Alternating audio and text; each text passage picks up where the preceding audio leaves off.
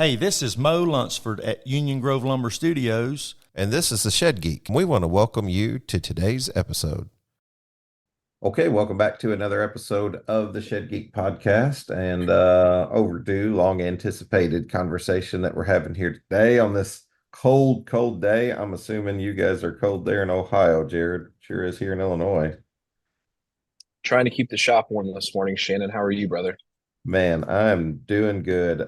Looking forward to this conversation. There's just some that you feel like um high level conversations go to like this.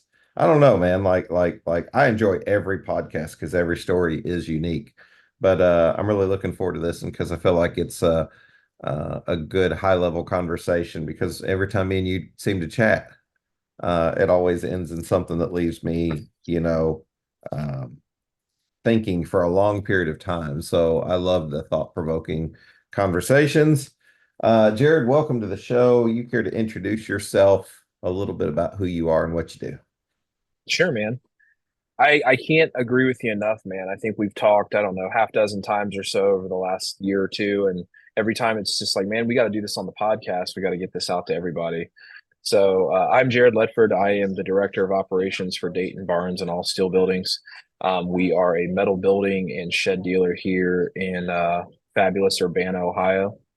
We currently have 4 physical locations, and we work alongside partner with J Money to do some financing with them as well, and work with probably a dozen or so metal manufacturers across the United States. Got a special relationship with a couple of them, and we're currently a happy and content sheds direct dealer. So just to be as transparent as I can be on that side. Yeah, no, that's good. So metal and wood, you're kind of in both of those areas. Now, do you do anything outside of like sheds and carports? Like, do you get into the post frame world or any of that? We've tried to dig in a little bit into post frame. So I think Shannon and I actually met you at a post frame builders convention. That's right. Yeah. And I do a lot of stuff with Joel Oney, who's the owner of J Money, and I know Shannon, you do too. But from a pole building side, we've just never dug into it. It's one of those things that from a dealer perspective, there's a couple of outfits out there that are doing it really well and doing it at a really high level. And we kind of just want to stay in our lane. And to be perfectly honest, we're a metal building company, a sales company first and foremost. We do sheds here locally in the Ohio area, and I'm sure we're going to get into it a little bit. But my vision for what is forward for our industry is really inside sales, online sales. I think that the industry's trending that way anyhow. I think that people in general are trending that way. I think that there's a happy balance between finding that online sales environment that really goes to the dealer level for the lot guys. There are a lot guys out there, I know a lot of them, right? That they're successful and they're like, you know what? I'm not going to do online. I'm going to do a little bit of Facebook in my area, but I'm not going to dig into the online thing. And, I think that's really where Dayton Barns is going to be. We're already pretty successful at what we do online. And if we can focus on that over the next, 6 to 12 months, I think we're really going to do some exciting things. So that's kind of what's going on here is inside and online. So it's a great point. And I like to use the words, we're not exempt in the shed and metal building industry from the way that consumers choose to purchase. So like, even if we're not the biggest fan of websites and SEO and all these, learning about all these different marketing strategies and that, and then tying that into the sales process, which first, like, it doesn't matter. The rest of the world's choosing to shop for most products this way. Sure. I think I just told you, part of my research in talking with one of my favorite advertisers, ShedHub, the guys over there, Jeff and was watching the movie about Jeff Bezos this last Friday. And I watched it from more of an educational perspective than much of an education or much of an entertainment value because there Sure. wasn't a lot of entertainment value. It was terrible acting. So it's if you watch it, you just don't be impressed. But the storyline was really Sure. cool, and it they even talk about little things that kind of like whether it was meant to be educational by nature or whether it's authentic in how things happen for the company. A couple things I didn't know. I didn't know the company went through a few name changes, according at least to the movie. It's not a documentary, it's entertainment, but originally was going to be Cadabra. I didn't know that. Sort of like magic, but people kept Yep. saying cadaver, and they were like, no, that's a terrible name. Like you don't want that. And Yeah. and then they went with Relentless and actually he kind of credited the owner of like Barnes and Noble for changing his mind on that through the movie. Sure. But Amazon, and part of the reason why they went with Amazon, and this is kind of a rabbit trail, but it started with an A. They really wanted something to start with A because the developer of the website was recognizing that Google was ranking websites in alphabetical order at the time. Now Yep. this is like late Yep. 90s. Imagine where we are 20, Yeah. 30 years later. Oh But yeah. websites aren't going away, right? Yeah, for sure. For sure. Online And sales aren't going away. yeah, and I think that there's so many, there's been, in a shed perspective, right? As conglomerate companies start to acquire manufacturers, there's going to be a need for those conglomerates to really have a strong inside sales presence. And whether or not they decide to do that, inside, I think one of the things that we've talked about, Shannon, is when manufacturers have the opportunity, they don't necessarily do sales all that well. Right. Their job is not to sell anything. That their job is to manufacture and then also find more people to do that same process. And I think that that's why a lot of the conglomerate manufacturers have struggled with it. I mean, I don't think it's a secret. I think inside sales is something that has been slow to be uh, integrated into our market, into our field, and I think it's been because of how it's been approached. It needs to be from a perspective of somebody like me. I'm not going to pat myself on the back. I'm a halfway decent portable building and metal building seller, and we've made what we do here is way different than what pretty much everybody else does in the industry, and everybody thinks I'm nuts. But I have a W-2 sales team. Hmm. I have salary Hmm. paid guys in the shop every day, on four lots, and I still utilize independent contractors. We wouldn't be able to do it without guys that are hustling and doing their own thing and want to roll outside, the confines of a structure. But I've got 10 to 15 people at any given moment, and I would say about 10 of those folks have stuck with us now. We're going up on our third year of W-2, and we've really been impressed with not only can we offer the manufacturers, so from a steel side, we can offer the manufacturers a very inclusive process. We own it from start to finish. And I think that we need that on the shed side, quite frankly. We need that ownership level because, if you're an independent manufacturer sitting somewhere right now and you've got a lot dealer, they're making promises they can't keep. They're making Yeah. promises based Yeah. on, they're making promises based on what they think you're going to be able to do. And, you need people in your corner and, you need people in your corner that are going to follow your rules. And you give them the confines of, well, our lead time is currently 4 to 6 weeks, but you know what? If the building's over a certain amount, we can probably get it done in 3 to 5. But it's all about talk track too. It's is it 4 weeks or less? Is it 6 weeks or less? Is it 4 to 6 weeks? How do you want to go about saying that? And when you have W-2 people in the shop with a good CRM system, with a good way to track them, you can track and see what they're saying. And you go in and you monitor chats. So just to give you a little bit about our process, we use, Meta. We're living and breathing and dying with Meta, but Meta is Hmm. our go-to right now. We do a lot of Google. I'm happy to announce, it's a matter of fact, we just launched our new website today, this morning. Oh, nice. So this is October the 15th. This morning of October 15th, we just launched our new website. We've gone full in on SEO. So that's going to be a transition for 2025 to really seek out that organic presence online. But, all of our messages, all of our customer communications come through a custom built CRM that we have. And then that CRM, somebody like me or, Eric, who owns Dayton Barnes, we can watch that communication. We can see the communication from start to finish, and we can train reps based on the processes that we see as integral to the sales process for metal buildings and sheds. And I think that this is the kind of, if you're a lot dealer or you're a manufacturer, a small manufacturer, these are the things that are going to be coming up on you, and finding the right partner. And you know, I'm good where I'm at. You know what I mean? This is not, I'm not, you know, this is not a call to action for me specifically, but it's a call to action for the listeners out there.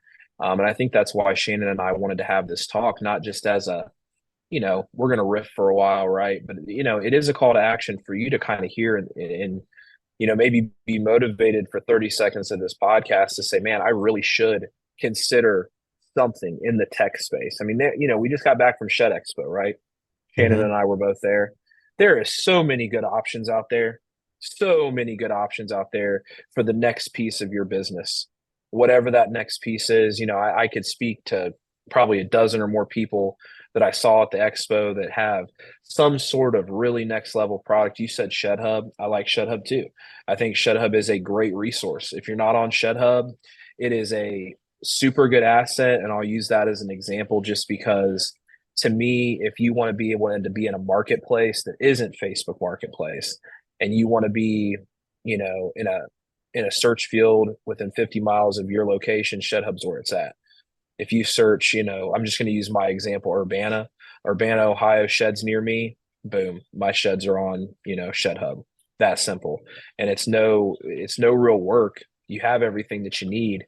And it gives you the access to, from what I'm talking about on the inside sales track. You know, you can sit at a lot, maybe you have one or two lots, and you've got, let's say you got 20 inventory on each lot. Now all of a sudden you have a digital way to share that with a customer.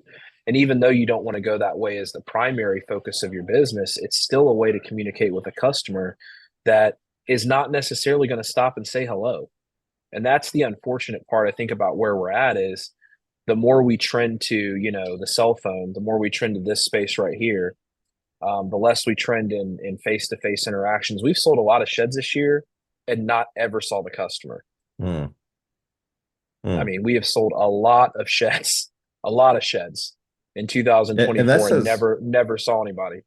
It says so much about, you know, the current climate in retail. A lot of people just don't, you know, maybe just don't consider or don't want it to be. And like, I don't know how many times I heard people talking about like the mule, or, you know, different things come out. Now there's this super awesome Shed Challenger out. Like, you start to see where competition comes in. That was an exciting thing to see there at the expo. You know, and it's really, I remember them saying it took so long to embrace like an apparatus to move sheds, because we'd done it for the same way for so long with, you know, trucks and winches and pipes and things like that. And it took a while to embrace. I think, you know, my biggest thing when I talk to Jeff is I'm like, hey, you just don't want to be the MySpace of the shed industry. Like, first mover's advantage sometimes is difficult. I've thought about that in podcasting. I'm like, oh, it doesn't bother me if other people podcast. I feel like it's great, you know, to have more information out there. But, you know, somebody may do it better. If somebody does it better, well, then you know, I would either have to improve or step aside. That's sort of the goal. And competition creates that. Competition creates that, you know, as you see things. So if you're an independent manufacturer and you're in the middle of you know, let's use Ohio, for example. You know, I'm here. If you're an independent manufacturer in Ohio, you're probably feeling the squeeze right now. I mean, that's just the truth of it. You know, as an independent dealer, you know, even though we are a super proud and happy Sheds Direct dealer, let me stress that. And I know, you know, from my perspective as someone who's sold for other conglomerates, I have the best dealer experience I've ever had with Sheds Direct. Now, does that mean that I have a flawless end result? Of course not. You know, everybody makes mistakes, but you know, the squeeze that these smaller manufacturers have to be feeling right now is real. And the squeeze happens in a lot of different ways. What I see from a dealer perspective is I see lower quality buildings, less building materials overall, and a race to the bottom. And the reason that, you know, from our perspective that we went with Sheds Direct is because they sell a really high quality building. They have, you know, they use top-notch components. They do a really good job of turning it around, and we've not had any major issues. But from a, you know, from a dealer perspective, did I have a better experience when I was using an independent manufacturer as far as price as far as willingness to do one-offs and things like that? Of course I did. So it was a give and take for me to say, am I willing to sell a more expensive building to keep my quality where it needs to be all the time? And from somebody who wants to be A plus Better Business Bureau rated, care about Google reviews, care about end product for the customer, what we have to do as a community, and this is, I think, another thing you and I have talked about at length, is the race to the bottom has to stop. I'm not sure, you and I have talked about governing body. I think governing body would be something that, and I use that term loosely, right? But, it would be nice for key players to show up and say, hey, these are going to be the minimum building specs for a building in this area. And, what we're going to end up seeing is if we don't regulate ourselves, somebody's going to regulate us. Hello, today we're going to take a look at iFab's component saw system. So we're utilizing a DeWalt chop saw. We've put it on sliders, easily to adjust. We've automated it using pneumatics so that we can run all these saws together using one actuator. We can either actuate with a two-hand safety control here or a foot pedal. The two-hand safety control comes with board clamps here, so to clamp in your board so you're totally hands-free. We've got digital readout up here to find your angle as well as your length. So we have a 90-degree saw here for your super long angle cuts. We've also got a conveyor on this system to take away your cutoffs. This system is completely modular. We can add as many saws as you need. The rails can be as long as you need. For more information, visit www.ifabllc.com. So Alabama, I don't think anybody thinks that Alabama is very strict. I don't think, I've been to Alabama and I love Alabama. I've spent a lot of time there. And Alabama is the first state that we've come across with metal buildings that's going to require site-specific blueprints on every building that we sell, period. For it to be zoned properly, it's going to require site-specific blueprints. And that's Alabama. Yeah. I mean, we're not talking about California, New York State, Florida. We're talking about Alabama. Yeah. So, where do we start with sheds? Are they going to go to stronger building requirements? Here in Urbana, we have a very strict building regulation department. I've had issues getting sheds permitted here. I mean, tough, really strict. Like, you need site-specific blueprints for a shed. You have to be 16 inches on center. You need hurricane ties. You need to be anchored. And it's like, these are the kind of things that as a small manufacturer dealer, you need to be well aware of. You will deal with these things if you don't know what you're doing. I love what you said, about regulation too. It's thought-provoking, which it's all our conversations always are. You can regulate yourself or you'll be regulated by somebody, because that seems to be the case, that at some point there is more regulation that seems to be coming. And I want to make sure I clarify something on ShedHub whenever I say don't be the MySpace. They were the first ones to the market with their product, but sometimes it takes a long time to get a market to engage. Look at what Facebook has done, and now MySpace is nowhere around, right? TikTok is taking over. Exactly right. So I mean, it's like it's an example of, like, you can have a good idea, you can put it to market, but then and I've been talking to Jeff about this. It's like, I don't know, you get the text messages, right? I'm assuming whenever a lead comes in your way, and I was talking to somebody about that recently, and I was like, we deal with that from a marketing perspective, Jared, and that people are like, how many sales can you guarantee me? And you're like, whoa, way bigger conversation, because now you're saying, how many sales can I guarantee? How many leads can I guarantee? We can probably fall into this category and this category based off of how much you're willing to invest. Because, how big do you want to be? Can you even take it? But can I guarantee the sales? That's a whole different process that Jared's talking about, which is the sales process. The problem with it is that ShedHub's a tool. ShedHub doesn't guarantee sales, and this is any of the Idea Room, ShedApp, any of these companies out there, they're used as lead gen. So my sales process starts with lead generation, right? I have an in-house lead generation. Morgan, who's in my office, does a fantastic job. She sources probably anywhere from 85 to 200 raw. Can I get a building quote? Am I in your service area? Whatever the case may be. And you have to look at metrics on those lead gens. So lead gen starts in a certain pile. How you get those lead gens? Organic SEO, Google Analytics, Meta, ShedHub, whatever tools you're using. Idea Room's another one that we use. Like, I got to give them a plug and a shout out. They have done, and to be honest, I have forced their hand. Sometimes you have to be a little bit aggressive, but a little bit outside the box and say, hey, can you do this for me? And the question is, how fast can they do it? Because I've never met a tech guy who says, well, I can't do that. It's just going to take me, X number of hours. Exactly. So if you're willing to put your money where your mouth is a little bit when it comes to lead gen. So lead gen is a process and it requires tools to get there. There are a lot of tools. ShedHub's one of them. Idea Room's one of them, SEO, like we said. From lead gen, you have to be able to determine how much of those raw leads, so 85 to 200 for us, what percentage can I convert at? You have to set a percentage for yourself to say, okay, is it 75? Am I going to convert 75 of my raw leads into active leads for my employees? Right? That's what I do on a daily basis. I'm trying to convert between 70 and 80%. Let's use 100 as the number.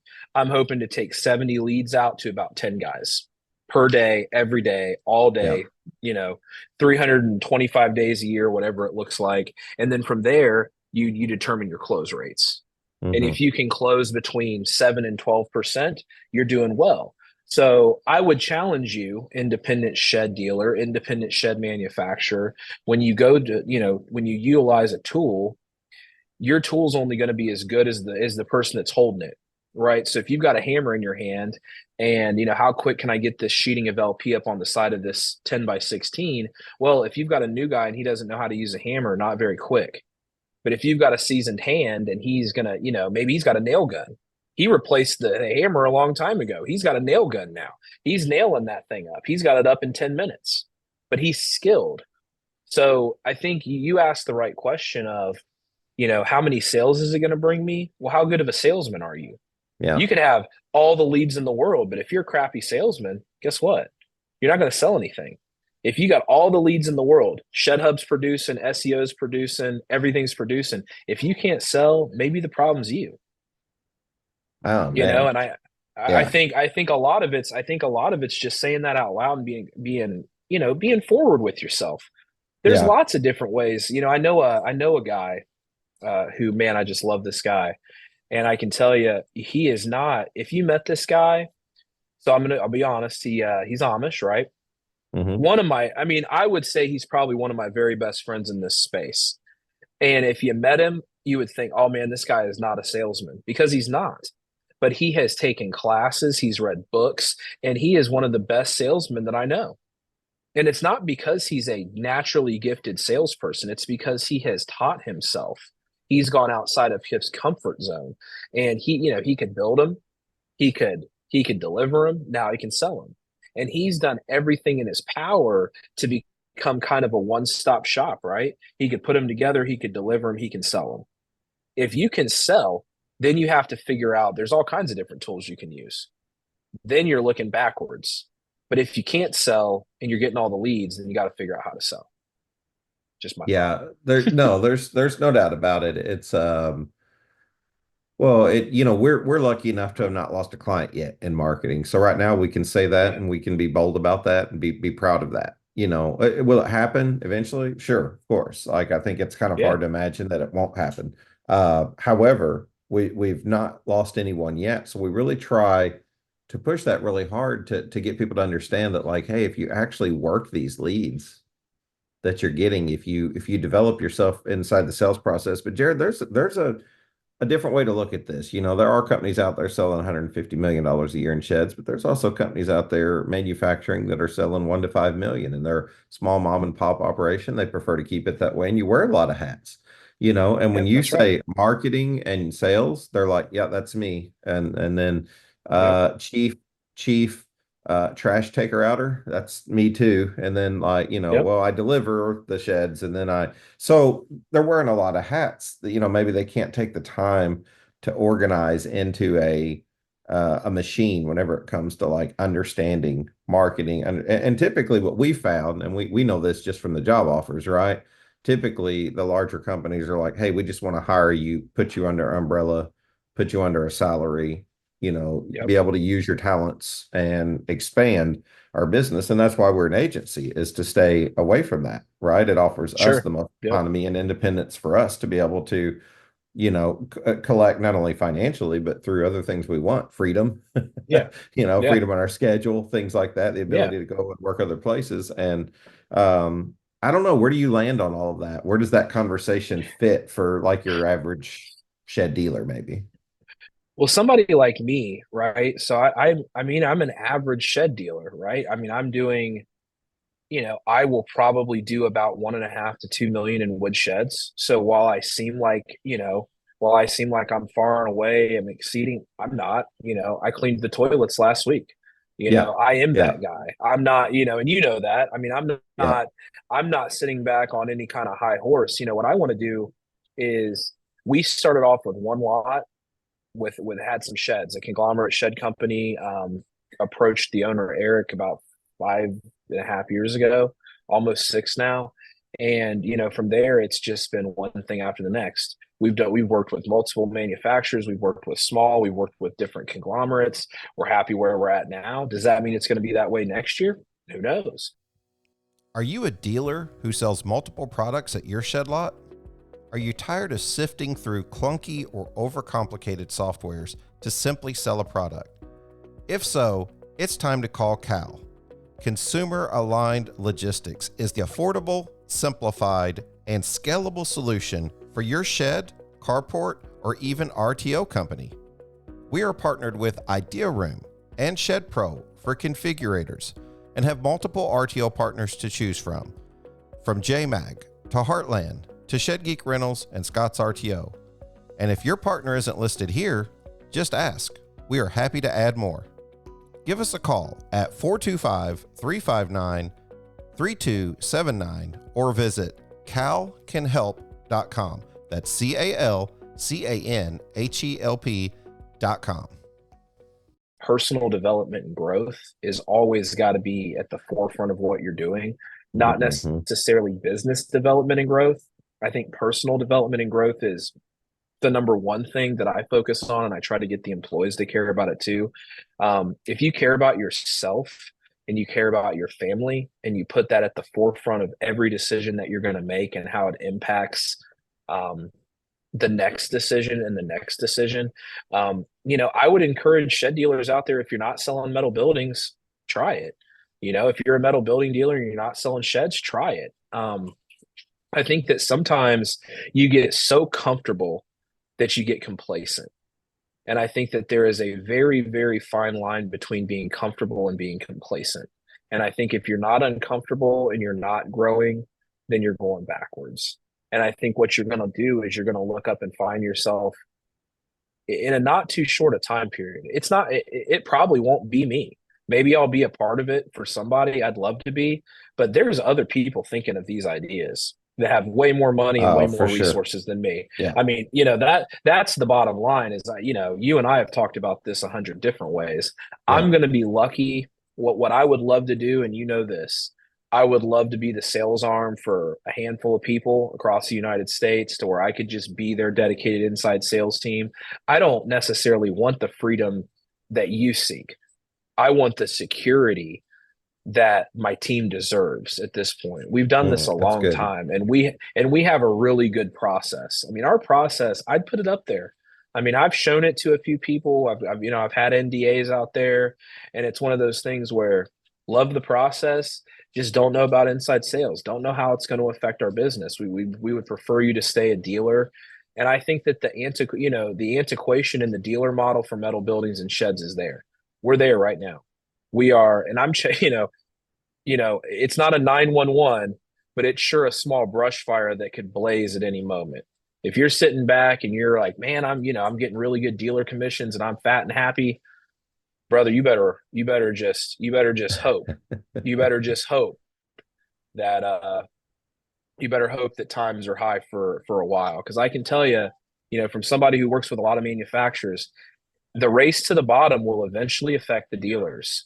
You have to think about it from an economic standpoint, from a If the dealer's making 15 to 20% and the manufacturer net profit is less than 10, there's going to be a give there. Okay. And I don't, again, I'm not trying to scare anybody or tell anybody what's up, but I can tell you from somebody who does this a lot, right? This is my everyday job. I don't do anything else. This is not my side hustle.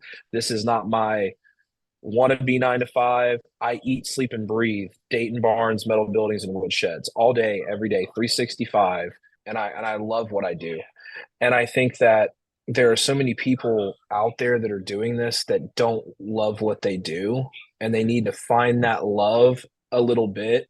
I think the inside sales approach isn't for everybody. I get that. And I would challenge you to think again, if you're comfortable, you're probably borderline complacent. Right? And I think that challenging yourself to think outside the box is kind of where we need to be as an industry as a whole. We've been comfortable for far too long. And to jump back a little bit, I think the dealer model is antiquated, and you're not going to find a lot of dealers that are going to say that out loud.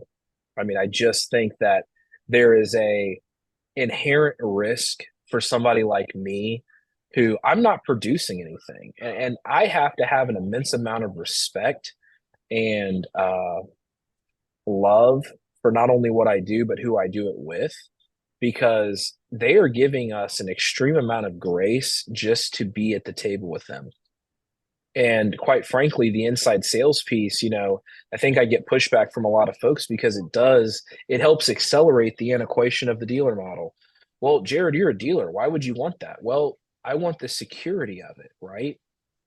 I want to work alongside. I want to sell the best products. I want the customers to have next level experiences, because if you buy a 30 by 50 by 14 from me and it's awesome, chances are I'm going to sell 3 more in the next 24 months. They will tell 3 people and I will get 3 more and 3 more, and it is so on and so forth. I don't even need leads, right? If I sell the best, I will get returns, period. If I sell the worst, it's going to cost me, and it's going to cost me not only future sales, but time. I get wrapped up so much in, you promised me this building would be here in 12 weeks or less, and it's week 13. Well, unfortunately, it goes both ways too. The manufacturers are at a super big disadvantage when they pay the dealers so much of their profits, and the dealers are at a super big disadvantage because they have no skin in the game. They have no say. They're the ones whose reputations are on the line when a manufacturer lets them down. There's a happy balance in the medium to say, you know what, I'm only going to work with 3 manufacturers, period, the end. I'm going to have their best price always. But at the same time, they're going to have a dedicated sales team that shows up Monday through Friday. They're not going to have the overhead of paying a sales manager. They're not going to have the overhead of training these people. They're going to give leads to Dayton Barnes, and those leads are going to go out, and we're going to work them accordingly, and we're going to sell buildings. And we have a pedigree and a track record of selling buildings at a high rate. And having those metadata and having all of those things we have 5 years of black and white facts. This is how many leads we took in. This is how many buildings we sold. Period. I mean, that's, you have to look at things in black and white and say, well, our on lot sales have trended down every year. Yeah. We grand opened, we opened 2 locations in 2024, and chances are we might close 2 locations in 25 and do more business and turn more revenue. That's a thing that, from our perspective, lots are overhead. Lots are overhead, man. If we can, stay in a point where we like to say lots are marketing budgets. Yeah. That's what ends up happening. That's what ends up happening. If you're paying a couple $1,000s a month to run a lot, that's going to cost you 3 building sales. We do that a lot here with how we look at things. Like, I tell the team all the time, hey, Gracie, if you sell a building, it pays for Talon tomorrow. Talon, you sell a building tomorrow, it pays for Bryce the next day. Bryce, you sell a building, it pays for, Thad, and Thad, you sell a building, it pays for Landon, and so on and so forth. We look at this thing really as just a family. right? A family atmosphere of like, look, we have to care about each other. That's what you don't get in the competitive 1099 sales environment. You get a bunch of cutthroat people. And then what happens is, and I know I'm speaking to those metal dealers out there right now, right? You've hired a couple 1099s to work alongside of you, and then 3 months down the road, they're selling buildings for somebody else or for themselves, because that's what happens. And again, we create this race to the bottom. We're thinning the waters out. Nobody's good at this.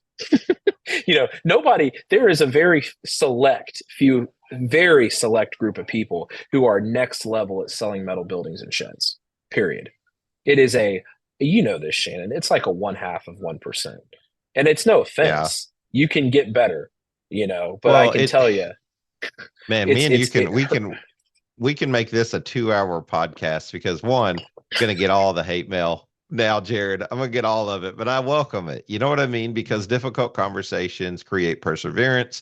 And I think you can have difficult conversations with class. I think you can do it in a way that shows that you have thoughts about the industry, that you want to, the betterment of the industry is ultimately what you want. And because you want to be in an industry that is, like you said, secure, your personal development. Are you ready to elevate your shed business to new heights? Your pathway to success just got a whole lot smoother with ShedSuite's innovative marketing platform. At ShedSuite, we like to think we understand the shed industry at least a little bit. And over the last 7 years, we've been building awesome software for shed businesses. We focus first on building easy-to-use software to help you create and track orders, like the point of sale and after the sale order fulfillment. And now we're excited to announce our full-feature CRM, all things pre-sale, like prospecting and follow-up, all to empower your shed company to market better and sell more efficiently. Our platform empowers you with a marketing toolkit designed to amplify your online presence, engage your audience, and drive sales like never before. Enjoy the ease of conversion tracking, email marketing, centralized lead communication, and so much more. Oh, and guess what? It even comes with an iPhone and an Android app. With ShedSuite's marketing platform, crafting and deploying effective marketing campaigns is a breeze. The advanced reporting functionality allows your team to analyze real-time conversion data so you can make informed decisions and watch your business flourish. There's no better time than now to join the community of shed business owners who are scaling up with ShedSuite. It's time to turn your marketing efforts into real trackable results. Visit shedsuite.com/marketing to get pricing, explore the features, and book a demo. ShedSuite is committed to building top quality software to empower your shed business to thrive. Do you feel like, oh man, sometimes I stay away from these conversations just because I'm like, well, you don't want to lose listeners by having controversial conversations. But if by nature this conversation is controversial, then I think I just have to be willing to die on that hill, right? I think it's controversial. I want to ask you this. Go ahead. Does consignment dealership models hurt the industry? Question I've never asked on the podcast directly. Man, I don't know that it hurts the industry because the industry's built on it. I don't know that we would have as successful an industry as we have without the consignment dealer model. What I can tell you, what hurts the industry is, let's just say it's manufacturers, both small and conglomerate, that bring on the wrong type people to be the consignment dealers. Okay. I think it's the quality, and it's not necessarily anything personal. Trust me, I've not met anybody in this industry. I can't think of a single person. And I've had some, pretty bad experiences with some people. I don't know of anybody off the top of my head I don't like. I don't think it's about personality. I think it's about, if you have to have somebody in a dealer lot and let's use round numbers. If it costs you $2,000 to be there, it's going to cost you $100 for some internet. By the end of the day, let's just say you got to turn $2,500 profit just to make the lot profitable. Just to turn $1 in revenue, you have to make $2,500. That's a big ask. And And I think that manufacturers overextend themselves with consignment too. I think that might be the biggest issue that I see in the industry. There's a lot of unmanned lots. There's a lot of leads that die. I don't know that it's hurting the industry. To answer the question outright, I don't think it hurts because it's the only thing that we know. It's the only thing that is really a standardized practice. But if you're an independent manufacturer, a small manufacturer, maybe you've got less than 20 dealers, if you don't snuggle up and get comfortable with your top dealer or two that's selling probably 50% of your, I mean, let's get real about it. From a small time manufacturer, you probably got 2 or 3 dealers that do a really good job for you. The rest of them are probably making you very little money or spreading you thin. And right now, I think a thing that's hurting the industry with the consignment piece is the amount of inventory that manufacturers are having to carry with interest rates being high. I think the interest rates are going to, if it's not already hurting you as a manufacturer, it's going to be hurting you. It's not going to get any better tomorrow. What is the goal? Would the goal be for sales managers? And, like we are telling everybody how to do their job, right? And I always got to be careful about that, but I want good conversation. But what is the goal? Is the goal to have sales managers who are opening up? I've experienced it as a sales manager. I've seen the quandaries of trying to open up a new manufacturer, and it's almost like a trick. They feel like it's a trick. It's like, you go in, you're trying to qualify a good location, but then you want a good salesperson too. And if they've got a primary business, now all of a sudden your business is secondary. So now imagine having a third party rent to own company that's that much farther, away from sort of the family atmosphere that you're talking about inside of Dayton Barnes. Like now they don't care about the relationship with maybe the rent to own or the financing agency. It's kind of like, hey, that's their baby, their risk. I don't care. All I got to do is sell this thing, get my money, get my 10%. What are your thoughts on that? I think that and again, I don't want to tell anybody how to do their job. That is definitely not what we want to do here. I think the consternation in my voice is really a call to action and a challenge to look at yourself in the mirror and make sure that you can do an honest day's work for the money you make. Don't sell your manufacturing partner short. Again, that manufacturer-dealer relationship has to be a tight one. It has to be something where there's trust on both sides of that fence. Because, unfortunately, I can tell you, dealers fall way short on the measuring stick.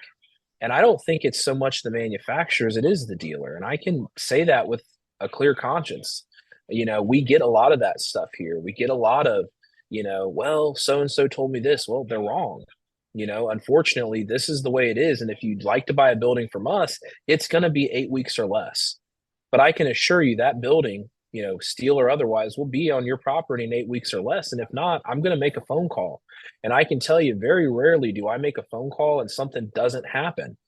But that's because I do what I say I'm going to do. I don't overpromise and underdeliver. I think that is such a bad look in our industry, and it hurts everybody, and we have to call that out for what it is. If you have someone in your area, find a way maybe to drop them. I can tell you from my perspective, I don't have this issue with Sheds Direct. Okay. The Sheds Direct dealers around me all do a great job. I don't have no consternation whatsoever. But when we were with other, conglomerate manufacturers, we had that issue all the time where somebody over here is selling the exact same product as me, making promises that just were not truthful. And I think that if you can lead from a position of, look, this is what it is. I'm going to give you the very best price I can. I'm selling you a high quality building. I'm going to get you the very best lead time I can, but this is just the reality of it. It takes time to get you the product. It's going to take time to produce the product. If it's a custom build, you're looking at probably at 4 weeks or less minimum. Set the customer up to be successful, and you'll never have to backtrack or look at yourself and say, well, I said something that wasn't true just to get a sale. And I think I agree with you, Shannon. I think we are far too quick to want to collect a down payment and not pick up, Not pick up the phone when that customer calls back and says, man, it's been 6 weeks and you told me it'd only be 4. Well, you don't know what's going on the manufacturing side. There could be a problem with that customer's order. You might have put something down wrong on the order form. You never know what's going on. And I think that you owe yourself, again, to treat this like a real job. And I think one thing that I would challenge manufacturers to do, look for sales guys outside the industry. That might be something that, I don't have a background in portable buildings and metal buildings. That's not where I came from. I was in automotive. I sold video games. My first real job, I was a store manager at GameStop. And I learned to grind hours. I learned to grind hours in retail. And now that I'm doing it for myself and working for a company that I love and believe in and selling a product that I absolutely, Shannon, you can attest to this. I love what I do. And I think you should too. I think that everybody in this industry should love the opportunity. I don't think consignment dealers are killing the industry. I don't think that that's the case. To answer the question again and make it clear as day, I do think consignment dealers for metal might be. On a wood side, I think consignment dealers are necessary because you have physical product that's produced prior to install. You've got physical inventory that exists. I find, at least in my previous experience in my past, what typically happens is, it's hard to go in and you're looking for a location as a sales manager. In most cases, you're looking for a location because you're like, hey, we want to grow in this service area with this certain population density. Hey, here's a high traffic area. You know what I mean? So let's look in this area. Oh, this guy owns a body shop. But that guy's passion is to be a body shop owner. But he's got 5 acres that's sitting here graveled or paved. And it's like, man, this would be really nice. So we go in and we justify, because all of a sudden now it's like, hey, we'll bring you 200,000 in inventory and you won't even have to do nothing. What's the catch? That's the great thing. There is no catch. All you got to do is sell. But I wonder how much detail goes into like this business model. If, and sometimes you get lucky. Sometimes someone finds so much success in selling these sheds that they'll quit their body shop and they'll start selling sheds full time. You'll hear about a couple stories like that. And that's really amazing. And like, that manufacturer would not want to give up that dealer for nothing, because that dealer really invested into themselves and to their product. And then there are some that are like, hey, I'll hit some reasonable numbers, or I'll hit 1 to 2 million. And then there's always those guys that, the dealerships wonder and the manufacturers wonder, and, did I make a mistake? They're trouble to deal with. They're hard to deal with. And they don't have no leverage, because like, hey, you came to me. If you don't like it, leave. And now what happens is they get just invested in the industry enough to be like, I'll just call a competition. They're going to bring me some free buildings. And I think that's exactly the hard part is, and then that manufacturer's all too ready to go bring them some, because it's kind of like, oh, my rival couldn't take care of you, but we're going to take care of you. And we'll make all these big promises and we'll get as many sales as we can until you move to the next manufacturer. And I think from that perspective, I stress, I don't think it's killing the industry. I don't think it's helping it. Yeah, I agree. And I don't either. And I think that, I feel like I posed the question the wrong way. No, I think that the question's a fair question. Does it make the industry better? I think that's probably the question, really, is does consignment dealers make the industry, the shed business better as a whole? And the answer to that question is clearly no, because it brings people in that have no skin in the game to learn it or make it better. And we should be acquiring talent, not diluting the talent just to get buildings out there. And I think that that's one thing that manufacturers are going to have to quit right now, is you're not going to be able to have several $1 million in inventory when interest rates are 10, 11, 12, 13%. It ain't going to happen. You're going to end up in a world of hurt. And then again, to challenge the dealers to understand, why won't they raise my dealer commission? Even if you're the top dealer, why won't they do this?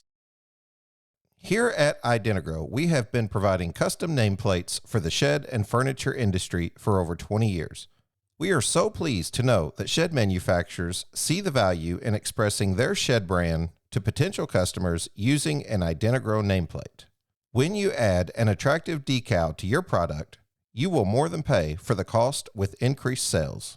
Clients will not only be able to identify the Shed brand, but it will help to brand and advertise to potential customers who can easily see the nameplate, and in many cases, find a phone number or website to shop for themselves. At Identigrow, we are happy to continue to serve and invite you to visit our website at identigrow.com or give us a call at 540-283-9193.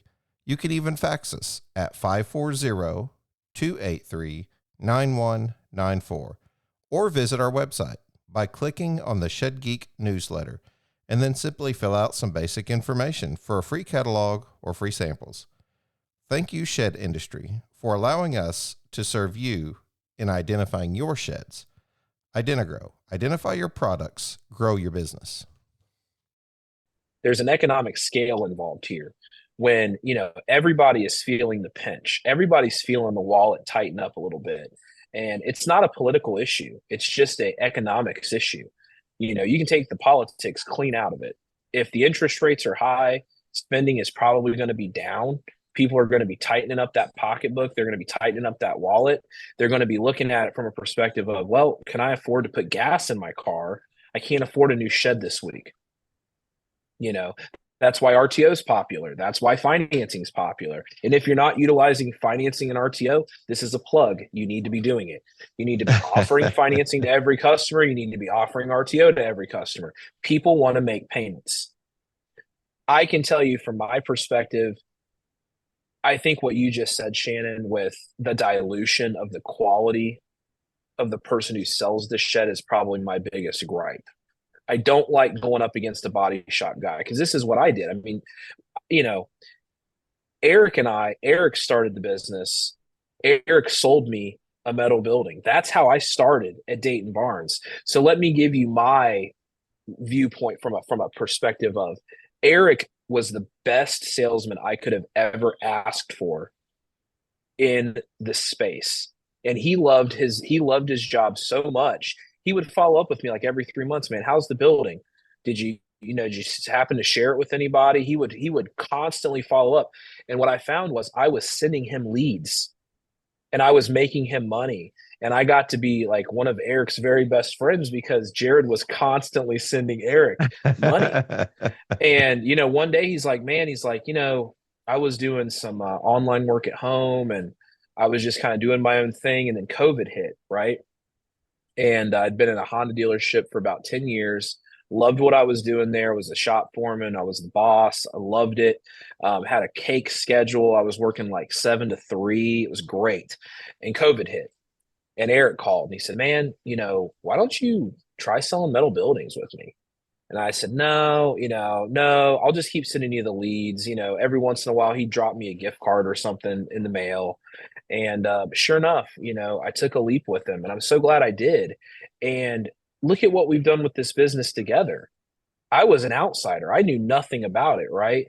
And that dealer relationship with one customer, we've done like $25 million in metal buildings the last 3 years. That's a lot of impact that one single purchase can make. Mm-hmm. Now, I'm not saying that every single customer that comes on your doorstep is going to be like me. They're not going to love you. They're not going to absolutely want to be your friend. But I can tell you, Eric went over and above, and he was an above average dealer. He was 1 in a million find, and he found a 1 in a million guy on the other end. And that's my story, right? I gave up my full-time gig. I could have went back. I gave it up. I said, you know what? I like what I'm doing over here a lot better. Mm-hmm. I love the industry. I love all the people. Like I said, I can't think of one person off the top of my head. And I've had some rough convos. I can tell you, I can't think of anybody that I don't wish well, that I don't hope has the best sales month they've ever had. And I don't think it's necessarily meant to be negative. It's meant to be a call to action and a challenge. We can make the industry better. My favorite thing here to say lately is something I read on Facebook, because I've had several of those bad experiences too. And I can still wish people well. And I read this on Facebook. I like to tell people, hey, we're in the shed industry. We're not in gangs. I do not have to like hate you or your brand or anything. I can still wish you well, even if we've had a bad experience. And I do wish you well. Doesn't mean that you're invited to the barbecue. Just means that's right. I wish you well. We want, but we want good for our industry. I attract a lot more flies with honey than I do with vinegar. And I can tell you, I talk up my competition. I'm the guy that says, you know what? They've got such and such down here. You know, we've got a custom builder that does a lot of on-sites about 45 minutes away. And he's gone away from dealers. But I can tell you, as far as, you know, an hour, if you take an hour span from any one of my locations, that guy makes a awesome shed. And you know what? When I get up against a customer that's like, you know, I want 1 foot overhangs, I want 18 feet wide, you know, all these things that are immediately like, well, can't do that. Can't. I'm not necessarily going to go to that customer and say, you know what, you'd be better off going with a 14 wide, blah, blah, blah. I'll just say, go over to this guy. And I can tell you, he sent me a lot of metal building business. You know, having those relationships with people in your area aren't going to necessarily hurt you. They're going to benefit you in the long run. He does a lot of custom on-site buildings and stuff. He's never going to care about an 8x10 economy something. He'll send them my way. Or he's never going to care about a tubular steel metal building because he doesn't do that. I do. And now I'm his guy. And we've probably shared at least a dozen leads between the two of us. And again, lead gen's everything. If you can base your business on good lead gen, you will sell buildings as long as you can sell. Yeah. Keep the pipeline full. That's the key to sales in most cases. Just keep that pipeline full. You're going to get your close ratio, but you got to have them knocking. And I think the old way of just hiring a retired guy who's probably one of the best guys ever, probably somebody that you want to hang out with, but just hiring a retired guy to just come in and sit at the lot, I'll sell if somebody comes in. I won't if they don't. I think that's probably a little bit more the way of the past and not necessarily the way of the future. I think somebody who's coming in, who's developing a digital storefront, having a social presence, having an understanding of the sales process and the sales cycle and attempting to figure that out while being able to remain personable, like not losing yourself to the, the allure of Grant Cardone, or something like that. Nothing wrong with it. Grant does a great job, more successful than I am. I'm just saying, and I love some of his stuff, but find your place, find sort of your place. I'm curious about. I think that's. Go ahead. Well, I'm almost curious about man, I don't know. Me and you can talk for hours because what happens when I talk to you, and this is the frustrating thing, is I end up having so many questions fill my head that I don't get a chance to write down because the conversation you're giving me back is thought provoking. And if I'm just in my head, but I always enjoy talking to you because it challenges me to the way that I think about stuff too. And I think that's why the conversations are always so rich. Same. I mean, I can say that the same for me. I mean, I think from my perspective, it's hard to jump off what you just said about hiring a retired guy. If you're a manufacturer and you're doing relatively good business, you have to look at a key sales figure as the most important person in your infrastructure, period. I worked in a car dealership for a long time, and I absolutely can tell you, I believe that automotive service drives an automotive dealership. They call it fixed operations for a reason, because you can set your watch by the amount of revenue that your service department will turn you. But if you're not selling cars out the front to get them serviced in the back, you're going to end up dying a slow death. And I can tell you, car salesmen made significantly more than top-level master technicians. And there's a reason for that, because salesmen have to drive the business. The sales drives the business. To produce 40 more sheds, you need to sell 25 up front. If you just produce 40 sheds in the back and you sell 5 up front, you got an inventory problem then. Then you're sitting on inventory that is costing you money. And if you hire, and no offense, if you hire someone who is not qualified and you're asking them to do a job that they are not prepared to do, how can you expect anything less than a lower quality result than what you really get? You're setting yourself up to fail. Hello, shed builders. I'd like to grab your attention for just a moment. As we look ahead to 2025, one thing is clear. Customers will have higher expectations than ever before. Shed consumers have an unprecedented access to information. To stay competitive, you need to create sheds that are not only high in quality, but also rich in innovation. You might recall my friend Dan Ream, one of my early podcast guests, who introduced Solar Blaster fans, specifically the Solar Roof Blaster. Dan has been busy handling orders, and he's eager to speak directly to shed builders about his groundbreaking products. What stands out to me about Dan's products designed specifically for sheds, like the Solar Roof Blaster and the Solar Light Blaster, is how they enhance the shed owner's experience.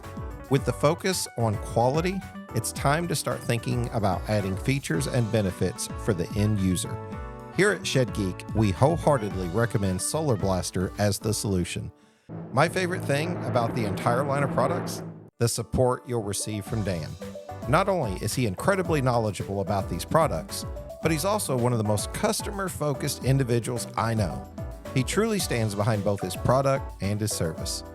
We're searching for companies ready to elevate customer satisfaction to the next level. To learn more, just visit solarblasterfans.com and fill out some basic information for a callback, or connect directly at 480-747-7097. You can also check out the Shed Geek newsletter, where a click on the Solar Blaster ad will guide you to a form for more information and some cool videos showcasing the products. Let's power up innovation and elevate customer experiences together. You know, from somebody who does eat, sleep, and breathe sheds and metal buildings, I can tell you there are so few people out there who care about it, even a little bit. And I would challenge you to look at the people that you have in your team.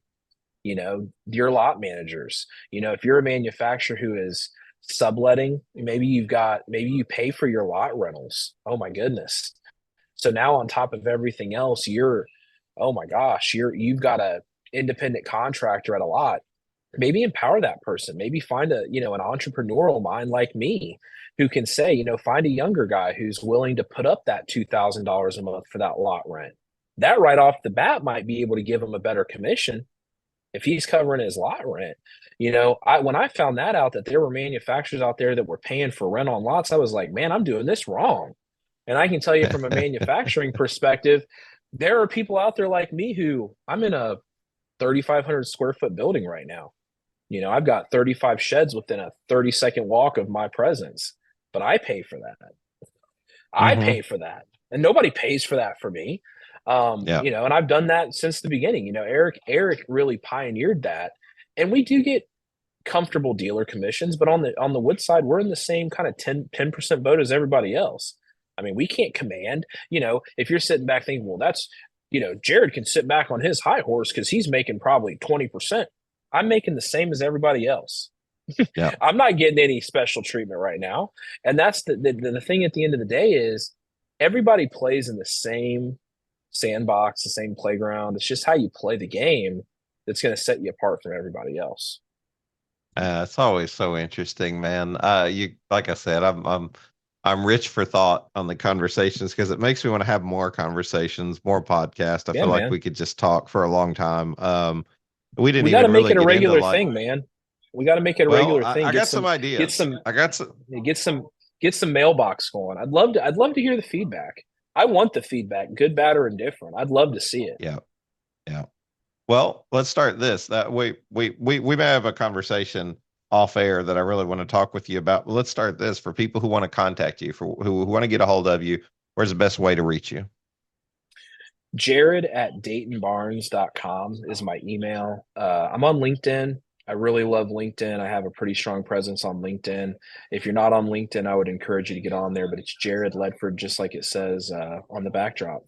And, feel free to hit me up at the Barnes. If you have questions or want to get into the industry, maybe you're just starting out. we've got a metal building program. If anybody's looking to become a metal building dealer and wants to do it with as little impact to your business as possible. It's not something that we advertise or really care to grow, but if you're the right person, I'd love to talk to you about it. I love the industry, and if I can be of service to somebody else, I can tell you I'd love to do that. So that's how to get a hold of me.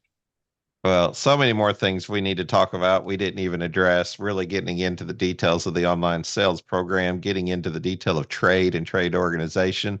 I gave you a shout Yep. out in my most recent Shed Business Journal article, which should be out by the time this podcast comes out. So I don't want to ruin it, but I just threw a little plug in there that you were one of the Appreciate people, that. and I wish it was my idea, but I wasn't. It was yours. And the one thing I like about you as a serial entrepreneur is you're maybe a bit like me, that you're never short on ideas. For a lot of people, the creativity seems to be a bit of a struggle. And I'm like, no, for me, it's the systems process and implementation. I have to have someone there on the back end sort of helping. Ideas are a dime a dozen.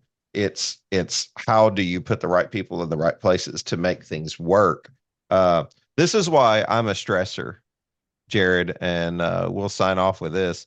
But I'm a stressor because I like to make this joke all the time. I say, if we were in a plane going down, everyone would be screaming and shouting and hollering. And me, I feel like I would be the guy who would be like, I didn't see this coming, I mean, I didn't see this coming, but there's nothing I can do about it. So why do I stress? Things I can do nothing about, I don't stress at all. Things I can do something about, I stress big time. The day-to-day operations, making sure communication's flowing effectively, having a fallout with someone that's uncomfortable. Those are all the things that are stress points for me. But like, who's going to be president? I mean, I know my vote counts one in how many, I mean, Yeah. so it's kind of like, I don't know, you have some influence, and like, I try to be educated, but I take a minimalistic approach at this point in my life towards those things. That's right. Control Jared, what you can control. Yeah, that's right. That's where I'm at in my life, at least at this point. And those things do stress me because I want to be able to do them well and have good relationships. And that's really hard, especially after this podcast. We're 4 years in now, 270 episodes, over 300,000 listens, or thereabout, 250 to 300. I'd have to get the calculator out to look at it, but I'm thankful for everybody who does listen to give us a voice in this industry. So, and I want to figure out what it's going to look like for the next 4. Like, I don't know, how long can I do this? As long as people listen, if we bring you good content with folks like Jared. I don't know if you guys enjoy him as much as I do, but every time we talk, my mind goes into this distracted mode now for the rest of the day, where I'm chewing on some of the thoughts. And I if the audience is receiving that, Jared, that's what we want. It's why we do this. Full transparency, and we're an hour and 5 in. It's kind of crazy how it goes, but any questions you have for me? Full transparency. I put it all out there on the table, man. Podcasting, finance, rent-own marketing, sheds. No, brother. You don't matter. think you name it. I think maybe from a metal building guy, how do we bridge the two, right? How do we make metal buildings and sheds? We've been to the trade expos, right? They try to put us together, and that's what we've been trying to figure out, right? Is how do we make metal buildings and wood sheds synergy to make it to where it's not necessarily a separate industry anymore? And it doesn't need to I be hate this that you read my mind. either. I knew that's where you were going to go with it, Shannon. It's absolutely terrible. You read my mind. It's kind of metal building and shed synergy. I think that's probably the, where I want to find that harmony, because I love it so much, and I have a hard time cutting myself away from, man, I got to focus on metal buildings today, but man, I really love wood sheds. I really love wood sheds. And there's a happy balance somewhere in the middle where you can have a really good focus on both. And I think that it doesn't have to be this kind of taboo thing where if I'm going to sell wood sheds, I can't sell metal buildings, or vice versa. There's a synergy to be found somewhere. Maybe elaborate on how you feel about that as we close out. Well, so many thoughts obviously come to mind. They do things totally different. Of course, the shed in most cases are prefab, and then the metal buildings are on site. And that's one thing that we've run into that's somewhat troublesome, even in the RTO space. I wonder why some of the manufacturers aren't interested in the pickup or the repo process or resale process of that. That's kind of because we've had to like curtail around that, you know. Good old buyback program will go a long way, but it seems like the metal manufacturers operate a little differently. With that being said, there's shed manufacturers that are also in metal manufacturing, and at some point, you start getting into roll formers, and you're so big that you're like, hey, now we're selling metal, so we're a roofing metal dealer, and we started out as a shed guy or building trusses or who knows what else. And a lot of that's got to do with like a lot of these things do overlap. I mean, with a shed, you've pretty much got two products in it. You got metal and wood. It's either hardware or it's wood. And with metal buildings, it's all aluminum and metal, right? So, you're selling a lot of the same products. So when you get big enough that you can go spend $1 million on a roll former, can you get a roll former for $1 million anymore? I don't know, but you next thing you know, you're producing all your metal for your sheds. So you're able to expand that territory. As far as bringing the two together, more, yeah. I mean, I love the idea because they're similar products. There are some shed manufacturers who actually don't want those things sold on their, and this is a whole nother conversation, but I don't even know how you dictate that if you're hiring an independent contractor. And I don't even know why people who are coming on don't even understand that they're an independent contractor. That's a conversation. That's a conversation we definitely need to have. We need to pencil that in for next time. Yeah. Because that's something that I have a lot to speak to. And I can tell you from personal experiences, the things I've ran into. I can tell you, I don't know why you wouldn't. And what I would say is maybe my closeout to, again, challenge the manufacturers on the shed side. You got to look at it from a revenue perspective. You can make way more money selling metal buildings than wood sheds. Don't care. I mean, it's just a fact. And if you're going to hold back top people like me, those are the people you want selling your wood sheds. We sell a lot of wood sheds and a lot of metal buildings, and we love doing it. And I think that there is a really good place for both. I think the question for the manufacturer is if that's the rules of engagement, so to speak, then maybe you should consider being vertically integrated, and owning, take the McDonald's, attitude and start buying the property, hire people, put them on a W-2 and say, we dictate the nature of the sales and the business. But as long as you hire a W-2, a 1099, but some, folks just don't want to argue, Jared. Let's call it what it is. Folks don't want to argue. They don't want to be in difficult situations, and they don't want difficult business relationships. I find that most people are still good. I know we hear the news and all of this stuff that's going on, and we seemingly live in a fallen world. But the truth is most people I meet are pretty good in nature. And they don't want to argue. So they're just kind of like, well, I don't know if you're going to bring me 60 sheds, fine. I won't sell anything.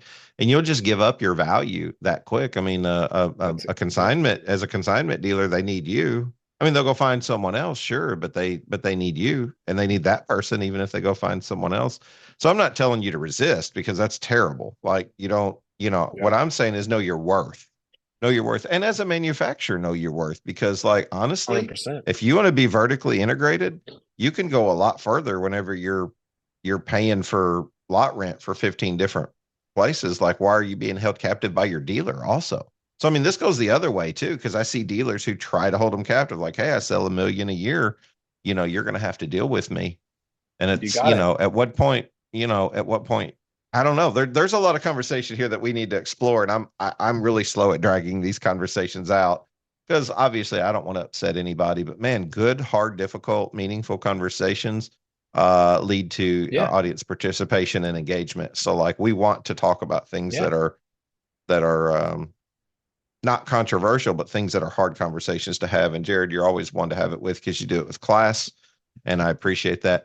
I better go because it's 1:10 in. Or else I'm going to have to make this a 2-part conversation. But we are going to have to do a 2-part. Matter of fact, I got some other thoughts. And if you don't care, let's wrap this up, and then maybe let's chat once we get the recording off here.